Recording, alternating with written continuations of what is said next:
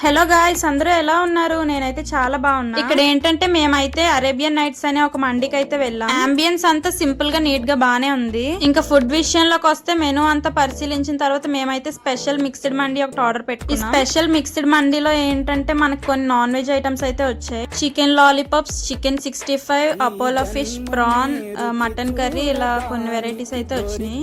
Taste wise అయితే అన్ని బానే ఉన్నాయి. చికెన్ 65 అయితే మాకు కొంచెం నచ్చలేదు. దీని ప్రైస్ ఏమో 1500 పడింది. నాకేమో వర్త్ కాదని అనిపించింది. అండ్ వన్ మోర్ థింగ్ ఏంటంటే సర్వీస్ చాలా స్లోగా ఉంది. మేము ఆర్డర్ పెట్టిన 1 hour కి అయితే ఫుడ్ తీసుకుని వచ్చి ఇచ్చారు. అరేబియన్ నైట్స్ కాకుండా ముందైతే మేము జీషాన్ కి వెళ్ళాము. కృష్ణా కాలేజ్ సిగ్నల్ దగ్గర ఉంటుంది కదా, అక్కడ ప్రాబ్లం ఏంటంటే ఏసీ పని చేయట్లేదు, చాలా వేడిగా ఉంది ఆ రోజు. ఇంకా అందుకే మేమైతే ఆ పక్కనే ఉన్న అరేబియన్ నైట్స్ కి అయితే వెళ్ళిపోయాం. అప్పుడప్పుడు మనం అనుకున్నట్టయితే అస్సలు జరగదు. అప్పుడు బాధపడుతూ కూర్చోవడం కాకుండా ఆల్టర్నేట్ ఏదో చూసుకొని దానికైతే వెళ్ళిపోవడమే.